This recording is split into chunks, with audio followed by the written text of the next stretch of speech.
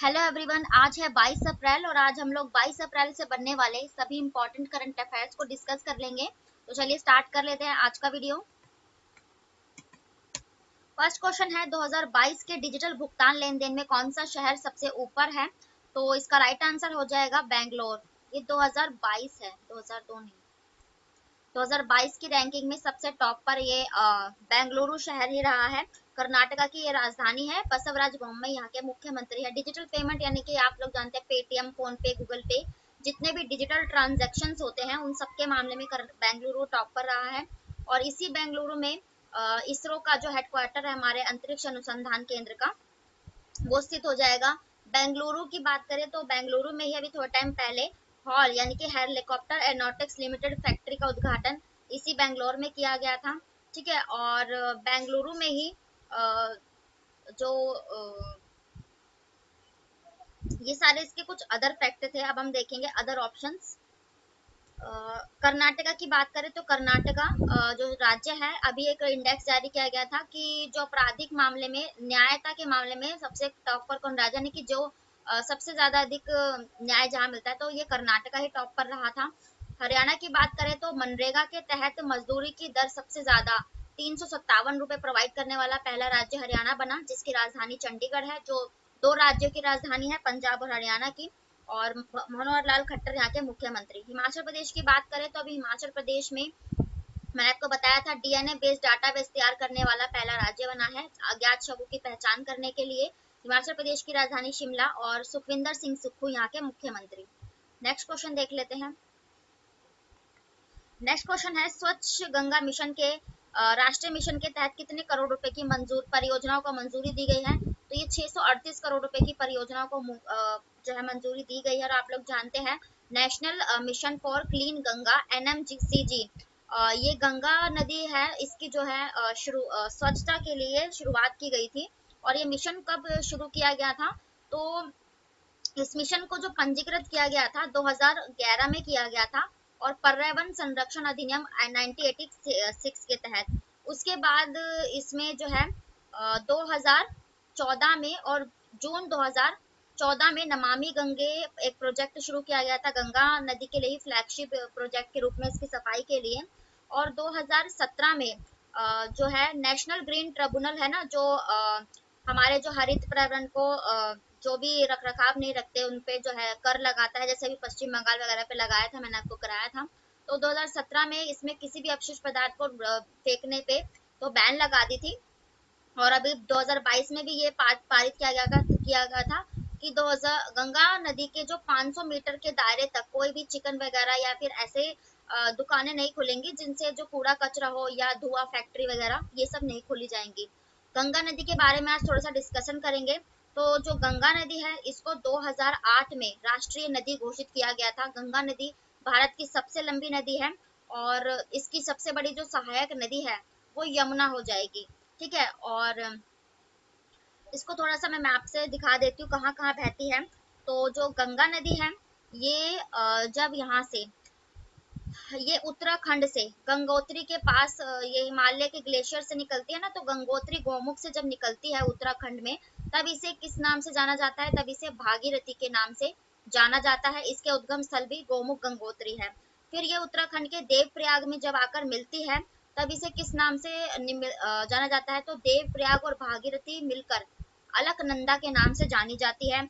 और फिर ये उत्तराखंड से उत्तर प्रदेश में प्रवेश करती है, फिर बिहार होते हुए और यहाँ पश्चिम बंगाल होते हुए बंगाल की खाड़ी में गिर जाती है गंगा नदी। उत्तर प्रदेश में भी ये कई शहरों में बहती है, आपको पता है उत्तर प्रदेश में। और या फिर पूछा जाए कि गंगा नदी के किनारे बसा हुआ सबसे बड़ा शहर, तो ये कानपुर हो जाएगा। और गंगा नदी के किनारे बसा हुआ सबसे स्वच्छ शहर, तो फिर ये वाराणसी है। उत्तर प्रदेश बिहार में बहती हुई ये पश्चिम बंगाल में होती हुई ये बंगाल की खाड़ी में गिर जाती है। और मैंने आपको बताया है कि जब ये पश्चिम बंगाल में जब ये प्रवेश करती है, बांग्लादेश में भी बहती है ये नदी। ठीक है। गंगा तो गंगा नदी जब बांग्लादेश में प्रवेश करती है तो इसे किस नाम से जाना जाता है, एक सेकंड।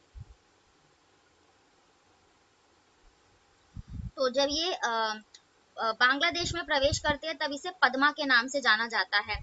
और आपको पता है ब्रह्मपुत्र नदी जो इंटरनेशनल एक नदी है अंतरराष्ट्रीय, क्योंकि ये तिब्बत, चाइना और भारत और बांग्लादेश में बहती है। तो ब्रह्मपुत्र नदी जब प्रवेश करती है बांग्लादेश में तो इसे जमुना के नाम से जाना जाता है।